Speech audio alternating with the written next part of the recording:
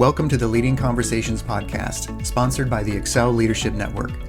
On each episode, JD Pairing will have conversations with church planting pastors and leaders from around the country. You can learn more about how to connect with Excel at the end of this podcast. Let's join JD now and listen in on this leading conversation.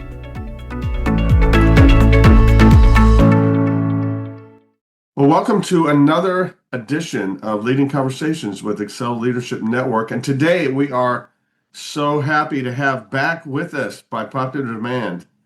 This is a reprisal of what we did a couple of years ago. We have the great Peyton Jones here with us, the author, the church planter, the otherwise good guy. Peyton, thanks for being here. Thanks, brother. Hey, it's so good to be here. I'm always happy to be here with the Excel family. Went through an assessment many moons ago in San Diego, enjoyed it, and loved your wife and a lot of your team there. So it's always good to be here. Well, it's exciting for us. You have this new book out. We want to talk about that, but before we get there, you're planting a church or a network of churches in North County, San Diego right now. Is that what's happening? Yeah, we're planting, right now it's just the Abbey, Carlsbad. It's the hub. It's the early days. We've been in the building for 6 weeks now. We're a little strange. We don't sit in rows. We sit in little small groups, little circles. It's kind of like we took the living rooms that we were meeting in and we were moving around. We were kind of a movable feast there for about a year and a half, close to 2 years, which I would never, ever keep a core team that long. But with the book, I just kind of had to lift my hands up and say, sorry, guys, I can't do anything. So we had a soft launch on Easter. That was great. Had about maybe 60, and then, wow, and I'm a small launch guy. Like I'm not a large launch guy, but we baptized 10 people, last year. Many of them unsaved. We just had someone come to faith on Easter. And when we sit in those little groups, we have discussion, like mixed in. So we always say there's a 3-part mantra that we say for us to have a really good Sunday.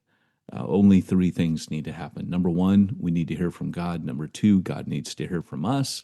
And number 3, we need to hear from each other. And that's so the spiritual gifts and people can be discipled as we gather together and dig deep. And it's just working. Well, that sounds cool. That sounds really good. And you're in Carlsbad. We're in Carlsbad. Yeah, we meet. Now, this is kind of weird, right? Like I would have told people, I planted on 3 continents. When I came back home to America, I planted inner city Long Beach. I planted in Europe. I'll tell you what, the beach community in Southern California to me is the most challenging. And what I did not realize was noon church hits. Like that is a 12 o'clock church. I was thinking this sucks, but the church that we're using actually said, hey, you can meet here at noon. It'll be $300 a month. We're like, what? And so we went from, hey, that's a deal breaker to, hey, we'll see you at noon. And so it's $300 a month and we're loving it. But what's cool is everybody is like hitting the golf course. People are surfing and then they're coming in. And I would have thought everyone hated it. People are like, we love this. This is the best. And we always serve food at church as well. So it's like, if you're hungry, come on in. We're sitting around coffee tables anyway, so there's food there. But it's going good. And Ralph and Ruby Moore are there, which is... Yes, Ralph. Ralph and Ruby. What wonderful people. Yeah. I mean, the guy is such a legend. And he's just... people don't know this, but Ralph loves small. Like he's not... He'll tell you, I never have to stand on a platform again a day in my life. I would rather just meet with a bunch of church planners. And by the way, if any of your listeners, JD, are just doing cool things on the ground, Ralph is always looking to interview just the everyday church planners. So if any of the Excel church planners out there want to hop on this podcast, just get in touch with me. Let me know. Oh, we'd love to do that. Ralph was the very first person on this podcast. First one. We launched it with Ralph. Really? Yep. It's been downhill ever since. I But was gonna say, uh, man, that's a hard act to follow for every guest you've had. I will tell you, when I hear Carlsbad, I have these just a little twinge of regret. When we were first getting ready to plant, and this was 80s, kind of early 80s, the great Bob Logan came to me and says, I got three places for you to plant in the LA area. They are, eastern LA. It was before it was called the Inland Empire. Back there, then it was called the place nobody really wants to live. He said three places, all with 100 unhealthy smog days a year. So we went to Colorado Springs and planted our first church in Colorado Springs. And then about a year later, Bob came back and said, well, there's two other places we're looking. One is Santee. There's not even a church there, but the other one is in Carlsbad. And I'm like, where were you a year ago? I would have moved Right? to Carlsbad in a heartbeat. That's one of the best places. So good for you. You're a smart man. Well, we've been blessed. The way I got here is we got off the field and my mission board had a house here that they would just allow missionaries coming off the field to live. And just as they got on their feet, it was super cheap. I think it was like $900 a month. And we were here for just about a year. And it was always understood it would be temporary. And they approached us and said, hey, we're all retiring. And we're dissolving the trust. Would you guys like to buy it? And this is one of those things, like, you have to understand, I'm like 10 doors down from the beach. If you see my house, you will be like, this is not fair. But I'm 10 doors down from the beach. And I said, yeah, of course. Who wouldn't? Oh, double plot, by the way. Oh, the second house on this street, back when it was avocado trees and I don't remember what else it was, but it was mainly avocado trees. And they said, yeah, go to the bank, see what you can get. So we came back with some, paper clips in our pocket, maybe an odd button, some pocket fuzz, and a laughable amount of money, and said, well, missionaries back from the field, this is what we could get, this is what they'll loan us. They said, sold. The Lord wanted you to have the house. We just wanted you to give as much as you could, and it's yours. And so this house has been God's gift to us all these years. And during that time, we were asked to plant in Long Beach by my sending pastor. So we were making that drive and staying the night 2 nights a week, just kind of like, we're getting that church off the ground and getting back here. So we never moved. So we've been here 16 years, but planted Refuge Long Beach, living here. But this has been home. And Andrea, knowing me, has always said, hey, like when we first got here, we were getting ready to adopt baby number 2. She was special needs out of a NICU. And my wife just looked at me and said, hey, I know you, but would you mind not moving us for quite a while, at least 5 years? And I just, Paul says, right, got to please your wife and the Lord. So I was like, well, Lord, if she's asking, I think, so without hesitation, I was like, yeah, we can. That is, that's fantastic. That's what Jesus promised. You give up houses, he'll repay that with houses. I don't think he said anything about 10 houses from the beach, but you're a special family, and I'm just so excited for you that God has provided for that. That's such Thank you, brother. incredible nut to crack. In Southern California church planting, the housing deal is like the biggest, one of the biggest obstacles. Yeah. But I'm glad you're doing that. Now, hey, I want to get into your books. We want to sell some books today. Hey, just go on Amazon, buy all Peyton's books. And I was looking at your list here. I didn't see the Ninja book. Is it still? No, I took that one down. Oh man. I wanted to flesh that out as the Ninja Church Planner. Yeah. That might pop back up there in a full form, because it was 3 chapters, and I would love to put another one up there someday. Okay. So I was thinking, and I even, I put in Ninja, and I'm like, what's going on? But your book on reaching the unreached and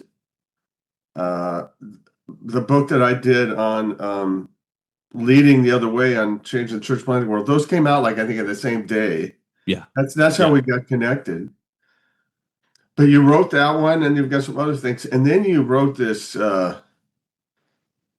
textbook, Church Plantology, that it might be the thickest book I've ever seen. It's like Rise and Fall of the Third Reich. I mean, Yeah, it was my struggle indeed, but I will tell you this, writing that book, it I loved Planting the Other Way. I thought that was such a good book. So I don't know if you ever peeked in there, but your quote in there. I actually put that. I had to honor that book in my book.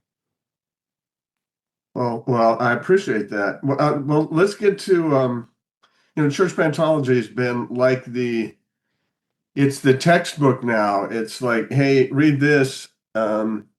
If you can read this whole thing, you might be a church planter. You, my son, might be a church planter. Yes. But tell us about the brand spanking new discipology. How do you pronounce Easy it? for you to say. Yeah, how do you pronounce it?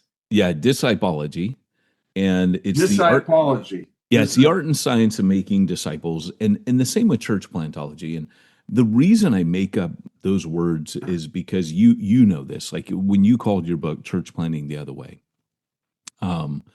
you knew that it's kind of like Aigo Montoya. You keep using that word. I don't think it means what you think it means, right? You and I both had kind of a passion for something different, a little more first century, something a little more honest, and than the big flashy show. And I'm not against large launches at all. Don't get me wrong here, but it's just not 90% of the church planners out there. And so I wanted a term that was like, hey, the scientific principles in the Bible, those are the principles that all church planners need. I was looking for like a universal principle of that because everybody has their formulas or models, but what are the things that all of us need and how can I reduce that down? And when I was studying that book and doing the research for that, I was studying Paul in depth and I noticed he had a learning curve where each mission journey he kept improving. And not only did he improve, he also failed on his first missionary journey. He planted a church, but the church is in Galatia, but they went into heresy. And so Paul had to go back, I argued in that book, to in his second and third mission journey and relook at what Jesus did in order to sustain what he was doing. And so, and I would argue this way that what Jesus focused on was mobilization. What we have focused on is multiplication. Like we've come out of the multiplication movement, and thank God for it. I'm really grateful for Exponential, all the church planting networks, Excel, New Breed came out of that. Like we weren't wrong for doing that at all. But I think for me personally, I had missed, just like Paul, that I can't multiply churches if I'm not mobilizing the people within them. And I started to think, other than when someone attaches their finances to their church plant and they say, oh, my church plant failed. And you're like, no, dum-dum, your personal finances failed, but you hitched them to the church. You have 40 people. Hey, that's enough to keep building. Let's go. You just need some training. Yeah. But your church plant didn't fail. Your finances did. Well, the other thing is church plants run out of steam. And that's because what they're doing is they're starting a Sunday service, and that's the main thing, is just get people to come to that. And the Sunday service is important. You should get people to come to that. But what if that was just a piece of it? What if there was more, such as, Jesus taught those 12 disciples for 3 years how to mobilize. If we mobilize with no church in sight, Jesus knew, if I can train these 12 knuckleheads to mobilize on mission, then multiplication will take care of itself. And so that became discipology. I realized if Paul had to go back and relearn mobilization from Jesus, then I need to do that. And so in my own quiet times, I started reading a chronological Gospels, and I wanted to know, what exactly did Jesus do? Like, from day one, what was the first thing he did when he grabbed a disciple? And how did he follow that through over those 3 years to finally be ready to release them? And I knew if I could rediscover that, because Lord knows we didn't need another book on discipleship. I mean, there's hundreds and hundreds of them out there, and thank God for that. Um, but I remember just telling Zondervan, I don't want to just write another book on disciple making or discipleship.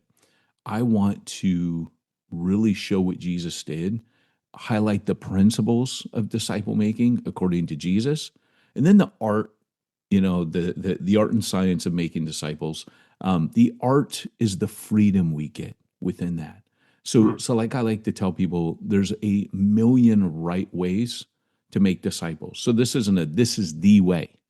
This is Jesus's way. Learn the principles and then artistically have fun with that. Sure. And so if there's a million right ways to do it, there's only one wrong way to make disciples, and that's not to, right? So the book is not critical. It's more of a, hey, this is what you could use in your disciple making.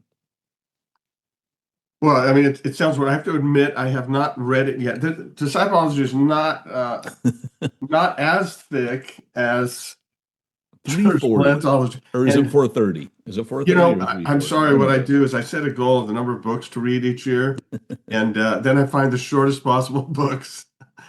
Well, I will say it's got 200 maps, charts, and diagrams. And those were not ChatGPT generated. I realize now, when you start writing this book 2 years ago, you're like, man, like now ChatGPT just farts that stuff out. But we were building all of that stuff. So, Well, I know that you've spent your life the last several years writing these books. Now, you mentioned multiplication. I stopped using that word a while ago just because I know it makes sense and I get the multiplication, and even, we do a lot going back to the parable of the sower of the 30, 60, and 100. But I don't think multiplication is the strategy. I think reproduction is the strategy. That's the Yes. word I'm using more now. Sometimes Awesome. multiplication just gets us, hey, it ends up, we're an inch thick and Yeah. couple miles wide. But respond to that reproduction No, I versus love that, multiplication. because that really goes back to the heart of it, right? You know that the bottleneck, if I use the word multiplication here, the bottleneck is leadership development. So reproduction, like, it really is about reproducing yourself, right? Like, you can't. I remember when I planted out of any hub I've planted, because I've planted a few hubs now. If I plant a hub and it's planting multiple churches out of itself, I send all my best leaders out. And then if I'm not discipling them, the next gen, the next wave, I run out of leaders, and I'm like George Bailey stuck in Bedford Falls trying to get out. I want to get out of this cruddy town, this old building alone. I can't get out of here. And Jesus basically set them up to reproduce themselves. In fact, I think we miss it where Jesus turns to them at the Great Commission and says, reproduce yourself now. What I've been doing with you over the last 3 years, go make disciples. The key was to make disciples. And that's where, if you're doing that, if you're reproducing you're going to reproduce church planting and more, right? Yeah, yeah. You do talk about the time, teaching, and tactics. Yeah. Talk about that, will you? Well, that's, I was at a conference a little while ago, and the guy that introduced me said, well, I don't really know what Peyton's going to speak about, but I'm pretty sure there's going to be 3 circles in it. So, the cover of both books have circles on them, because Plantology had the 3 circles of Scripture. The way I found those universal principles was Scripture, global missional practice, like, is it out working in the world today? So is it biblical, and is it still working? And then to find that universal principle, when the Spirit of God, a movement strikes, surely you'd see those things reemerge. So those are the three overlapping circles. That was my criterion for a universal principle. But in discipology, looking at the Gospels, I saw three rhythms that Jesus operated in. He operated, you could boil everything except the cross and the resurrection, which were completely unique to him. Everything he trained the disciples in during those 3 years, they fall into three categories: time, teaching, and tactics. So he spent time with them, or he taught and trained them, or he tactically engaged them in mission. So looking at those three, it became really apparent, JD, like this was the thing that blew my, imagine I'm going through this chronological Bible, and I knew the three T's. I even had put them in church plantology years ago, been training planners with the three T's. But what I did not expect is how it broke open in the Gospels. And I'm the kind of writer where I don't want to tell you, I want to show you. I have to prove it. If I'm going to make an assertion like this, I got to prove it. So one of the things I did was I outlined the 3 years, because this is what broke up into me. And I'll just tell you, like, year one, Jesus focused on time. Year two, he focused on teaching. Year three, he focused on tactics. And so when I say this, I'll give you a quick overview. Year one, Jesus literally, after getting baptized and spending those 40 days in the wilderness, which, by the way, was time with his Father first, he just goes to dinner with John and Andrew. Like, if you're the Son of God and you've come to save the world, you don't just slow down and go to dinner, right? But he does. And they go get their couple friends, and then they meet Philip, and Philip gets Nathaniel, and now he's got 6 disciples. And a day or two later, he says, hey, I've got a wedding in Cana. By the way, he settles in Capernaum. He actually moves house to Capernaum and lives there because those boys are there. So the whole year is about time, but then he invites him to this wedding from, where he's at there at Capernaum out to Cana, 1 day's travel. The wedding lasts 7 days, day travel back. You've just met Jesus. Not only have you gone to dinner with him, now you've spent 9 days with him, right?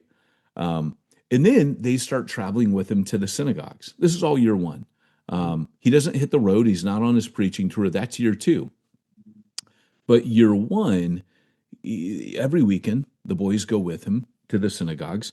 And Eckhart Schnabel, New Testament scholar of missiology, says they would have spent 2 to 3 months of waking hours walking in that first year, because they had the Passover they went to, they had the unnamed feast they went to. I mean, they are just spending time. And all the other gospel writers skipped a year two, the year of action. But that year that is just intimate and slowed down and just let me get to know you, that's all in John. John is the only gospel writer that talks about that year. And so when his mom at the wedding of Cana of Galilee tries to get him to do a miracle, he says, woman, it's not my time. Not my time. Meaning, and that's important, there is a time. There's a time coming, but it's not yet. And this is early on in year one. So at the beginning of year two, Jesus, they can't find him. Remember that morning, he does the miracle in the synagogue, and then he heals Peter's mother-in-law, and then he heals into the night. That's never happened before, right? It's like something just changes. It's go time. And they look for Jesus that night, and they're early in the morning. They can't find him, and he's out praying by himself. And they said, Lord, and he says, we got to go somewhere else. Well, I have to leave. And he says, the time has come. So it wasn't the time before. Now the time has come. It was signaled, by the way, by John the Baptist being locked up. So something shifted then. But the time has come. He hits the road, but before he does, going on his preaching tour, he says, for I must go to other cities that I may preach the gospel of the kingdom. For this reason I was sent. So the next day, they're all fishing. They've been out all night. Jesus finds him. He knows the situation. He knows exactly, hey, boys, I need to use your boat, and so he gets in and he tells them, hey, cast your net to the other side. Miraculous catch of fish happens. Peter says, "Depart from me, Lord. You've got the wrong guy." The right guys always say that. But Jesus says, "Follow me, and I will make you fishers of people. Follow me, and I'll make you into something you're not." So this is the invitation now. The invitation year one was a come and see, just spend time with me. Now this invitation is follow me and I'll make you. I'm going to train you into being something. So on year two, they hit the road. And not only does Jesus preach a kingdom, he brings a kingdom. He demonstrates it with the miraculous. But that whole year, the disciples just watch. That's the year of teaching. They hear the principles of the kingdom and they see the demonstration of the kingdom. They learn ministry with a front row seat, eating their popcorn, but they're not in the game yet. At the beginning of year three, Jesus sends them out on their first mission. Prior to that, the end of year two, it says that out of his disciples, he designated 12 to himself, calling them apostles, bringing them near that he might send them out. So now he's brought 12 to himself. He's pouring into them specially, and they're his missionaries, as apostolos, sent ones.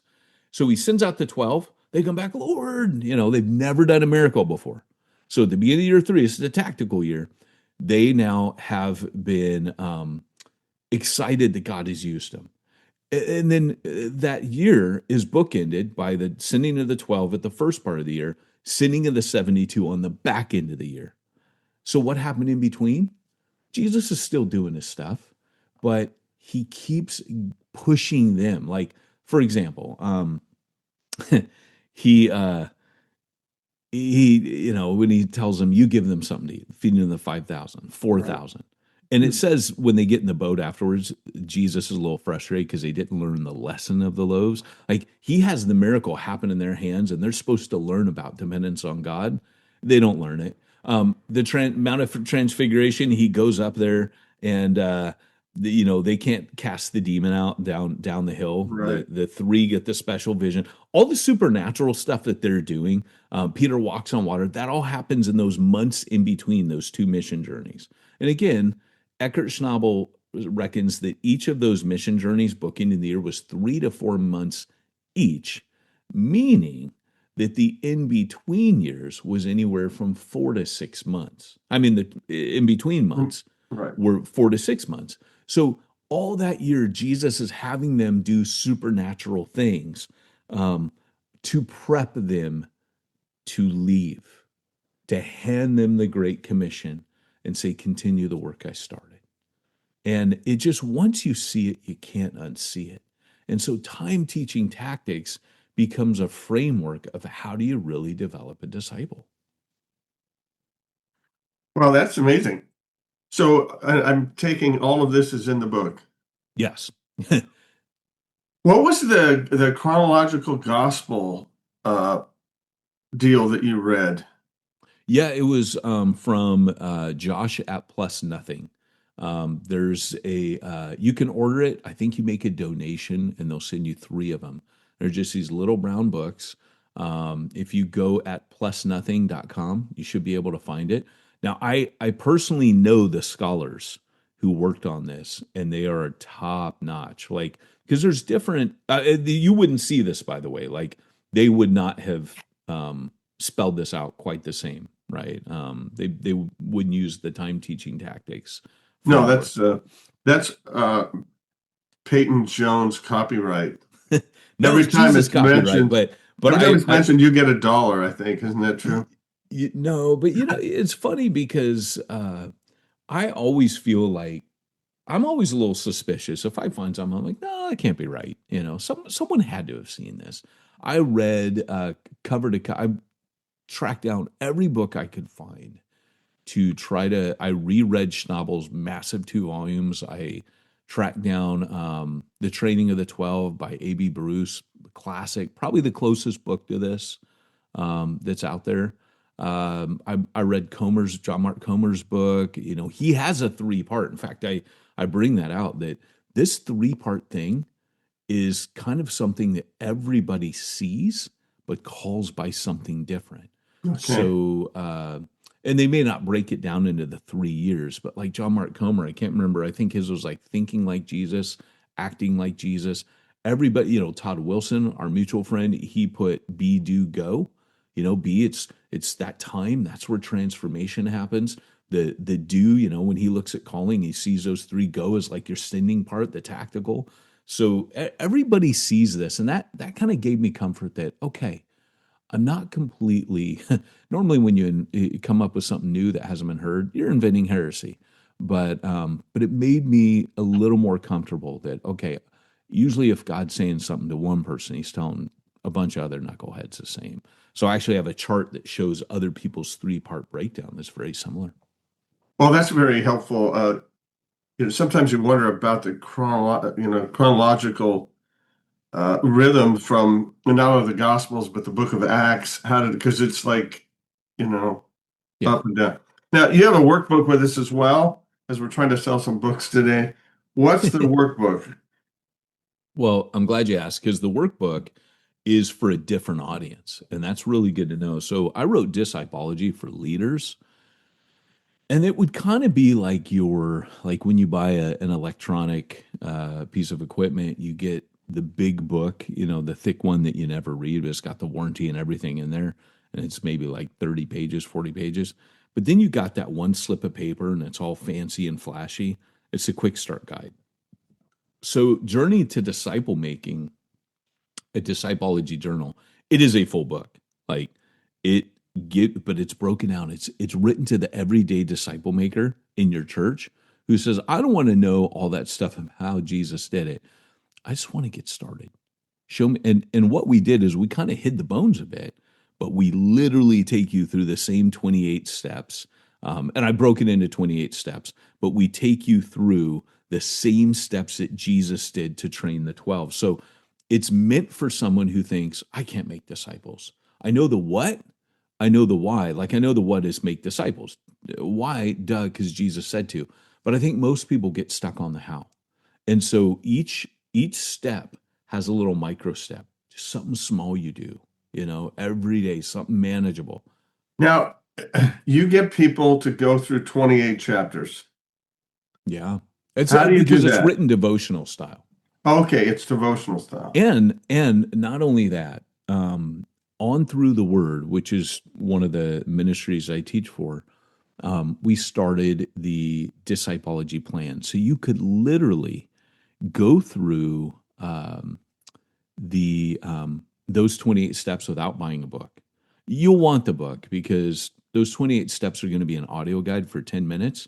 And it'll train you every day so you can listen to it, because we didn't want to have a paywall or some kind of barrier to entry or tell some kid like, hey, read a book. Because right now, the people that are taking off with this thing are young people. That has been the biggest fruit that we've seen so far, because they just take it and run with it. They don't even slow down. But we did do a beta test on this with Through the Word, and 4,500 people signed up in the first week to do this. And the amount of stories that we're getting, like the number one thing people say is, I didn't realize it was so easy. Well, that's kind of how Jesus intended it to be. He meant it to be simple, next step simple. But, it's kind of like, I don't know about you, JD, but like when I'm scrolling Facebook or Instagram, I get the ads that are like, hey, you old fat guy. And I'm like, yeah, that's me. And they're like, hey, you don't want to be old and fat anymore, right? No. Well, hey, we got this, because nobody wants to be out of shape. Everybody wants to be in shape. The thing that stops people is not having a plan, right? Not having a pathway to it. So for me, it was like, okay, I just think people don't believe they can do this. And Jesus believed, just like Peter, depart from me, I'm a wicked and sinful man. You got the wrong guy. And Jesus is like, just follow me. So that journey to disciple making is, follow me on this journey. You could give this, and I swear to you, you could give this to anybody in your church and have an experiment. Like you remember that movie, My Fair Lady, the musical? I don't think I ever saw it, but I do remember. I've never seen it either, but I know what it's about. It's two English dudes. They're gentlemen, and they say that we can take a street urchin, make her into a lady. You and I would be more familiar with Trading Places, Eddie Murphy. It's a retelling of the same story, right? They can take a street thug and make him into a gentleman. So that's what Jesus did with the 12, right? I mean, there's a reason when he leaves Capernaum that he grabs Matthew, tax collector, and says, oh, by the way, Hey, boys, we got a new recruit, tax collector. What in the world? He's trolling. He's basically saying, I could take anybody and make them into a disciple maker.